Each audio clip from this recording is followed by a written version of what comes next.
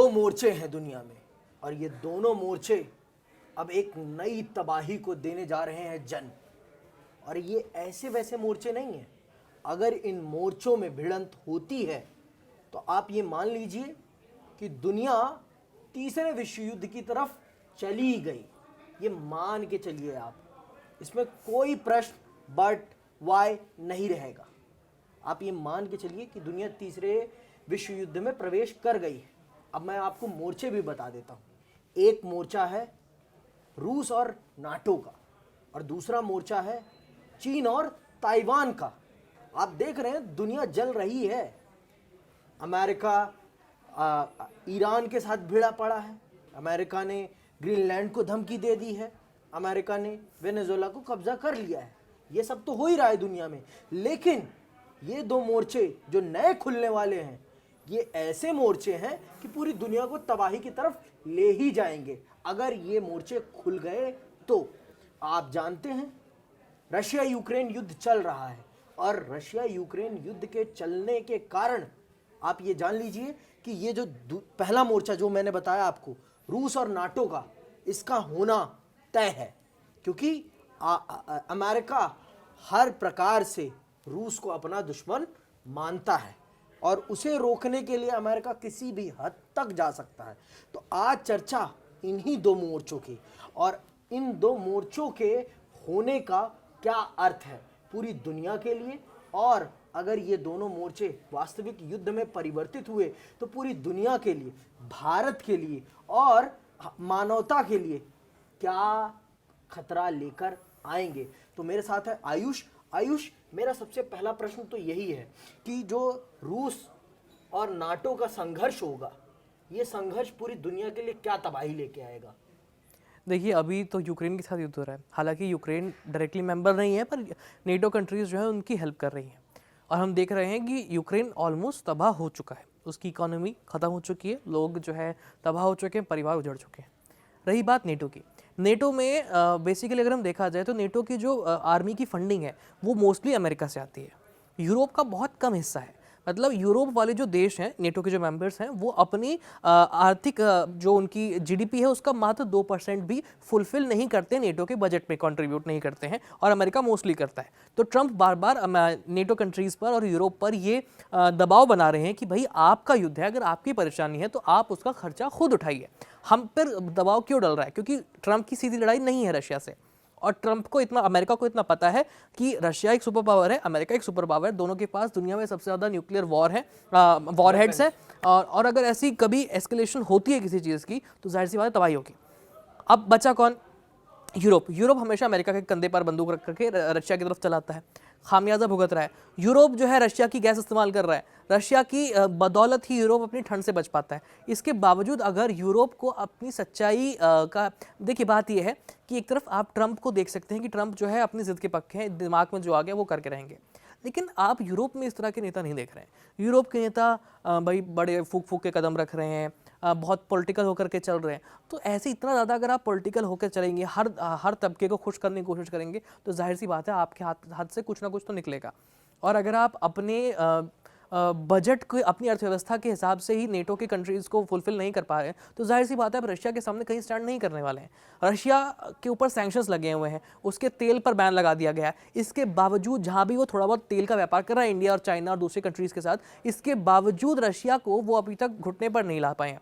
देखिए बात यह है कि कोल्ड वॉर और सोवियत जो वॉर था, उस दौरान जब सोवियत विघटन हुआ तो उस समय जो हथियार थे वो रशिया के पास थे, और अभी तक 3-4 सालों में जो रशिया ने हथियारों का इस्तेमाल किया है वो तब के पुराने हथियार है। उसकी रीसेंट खेप जो है वो अभी तक उसने लॉन्च ही नहीं करी है। वो जो पुराना रखा था उसने इस्तेमाल कर लिया और उससे उसने इतनी तबाही मचाई है। और अगर जो नई प्रोडक्शन है वो आता है तो हम मतलब अंदाज़ा ही लगा सकते हैं। हालांकि हम ये उम्मीद करके चलते हैं कि सभी नेता, मतलब यूक्रेन एक लाइव एग्जाम्पल है कि अगर आप हवा में उड़ने की कोशिश करेंगे तो ये हश्र होगा।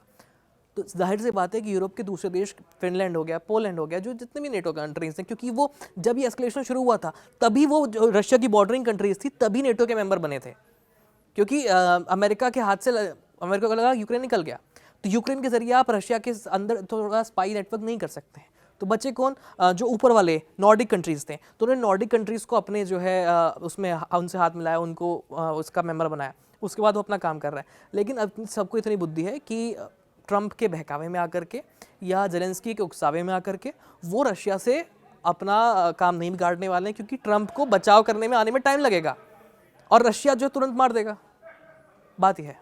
तो अब ये मोर्चा तो हमने समझ लिया। ये जो दूसरा मोर्चा है चाइना और ताइवान का, हम जानते हैं ताइवान पूरी दुनिया के लिए बहुत ही महत्वपूर्ण है, क्योंकि ताइवान के पास है बहुत बड़ी जो ये हमारा फोन है, एक चिप्स है ना, सिलिकॉन चिप्स है ना, और वो चिप्स अगर गलती से भी चाइना के हाथ लग गई और उसका पूरा का पूरा जो प्रोडक्शन लाइन है अगर उनके हाथ में चला गया, तो ये मान के चलिए कि पूरी की पूरी दुनिया चीन के अधीन हो जाएगी। जो अमेरिका अपने आप को सुपर पावर बनता है, उसकी सुपर पावरिटी चली जाएगी, वो सुपर पावरिटी कॉम्प्लेक्स जो है उसका वो धरा का धरा रह जाएगा।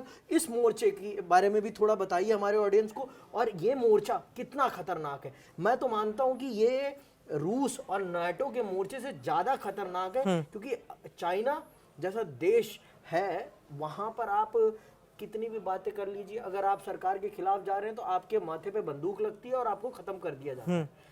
तो इस पे आप क्या कहेंगे?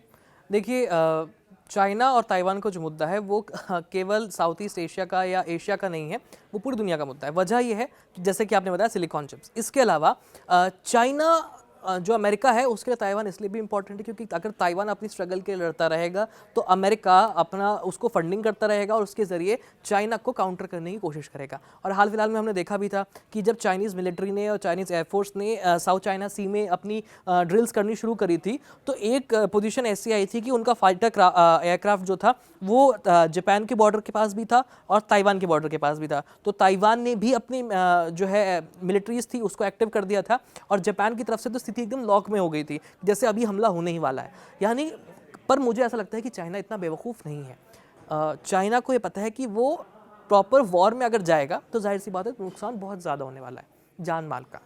तो वो स्यूडो वॉर करता है जैसे पाकिस्तान करता है। इंडिया के साथ भी चाइना ने स्यूडो वॉर किया है, अपना गलवान घाटी में देखिए, है ना, उसने देखा, फिर बहुत समय तक एस्केलेशन चली, अब जो है हालांकि स्थिति थोड़ी सी ठीक हो रही है, बर्फ पिघल रही है। ऐसा ही वो ताइवान के साथ करने की सोच रहा है। वो कहते हैं ना कि आप पानी में पत्थर फेंक करके चेक करते हैं कितनी गहराई है, तो वो पत्थर फेंक करके चेक कर रहा है कि ताइवान के अंदर कितना दम है, ताइवान के सपोर्ट में कौन कौन है और उनके पास कितना दम है। क्योंकि जापान जो है वो इंटरनल सब कुछ जापान के हाथ में है, लेकिन जापान का एक्सटर्नल अफेयर्स जो है वो अमेरिका के हाथ में है। जापान के अंदर बहुत स्ट्रांग प्रेजेंस है अमेरिकन मिलिट्री की। ताइवान है, ताइवान के आसपास जो और छोटे आइलैंड कंट्रीज़ हैं वहाँ पर स्ट्रांग प्रेजेंस है अमेरिकन मिलिट्री की। तो जाहिर सी बात है चीन पंगा नहीं लेगा, क्योंकि चीन को पता है कि अगर उसने अपने रिसोर्सेज युद्ध में डाइवर्ट किए तो उसकी जो बादशाहत है पूरी दुनिया में प्रोडक्शन लाइन की वो ख़त्म हो जाएगी। ताइवान के पास केवल इलेक्ट्रॉनिक चिप्स का मार्केट है, इसके अलावा आप तमाम चीज़ें हर एक छोटी पिन से लेकर के और बड़े एयरक्राफ्ट के पार्ट्स तक देखिए सब चाइना में मैन्युफैक्चर हो रहे हैं। कंपनी कहीं का मेड इन वो लगाती है और आउटसोर्स करती है चाइना से। तो चाइना को इतने पता है, हाँ, लेकिन छोटे छोटे जो आप कह सकते हैं कि झड़पें हो सकती हैं, ये झड़पें बहुत ख़तरनाक होती हैं। इस झड़प से जो है आपके जो जाहिर सी बात छोटे देश हैं उनमें थोड़ी सी टेंशन हो सकती है, उनके नागरिकों पर दबाव हो सकता है, वहाँ की सरकारों पर ख़तरा हो सकता है। अगर लगातार इस तरह की टेंशन चलेगी तो जाहिर सी बात है पब्लिक के अंदर सरकार के खिलाफ का माहौल बनेगा और सरकार गिरेगी। और जब सरकार गिरेगी तो हो ना हो चाइना के पक्ष वाला कोई व्यक्ति जो है ताइवान का नेतृत्व करे तो फिर चाइना को तो फ़ायदा ही होगा। तो ये सारी चीज़ें हैं। तो ये मान के चलें कि ये दो युद्ध के मोर्चे हैं। ये मतलब आप कह सकते हैं कि एक शांत ज्वालामुखी है। हम उम्मीद करते हैं, दुआ करते हैं, प्रार्थना करते हैं कि ना फटे, क्योंकि अगर फटे तो ऑलरेडी यूक्रेन और उधर का युद्ध शांत नहीं हुआ है, मिडिल ईस्ट सुलग ही रहा है, वेनेजुएला पर ट्रंप ने हमला कर ही दिया है।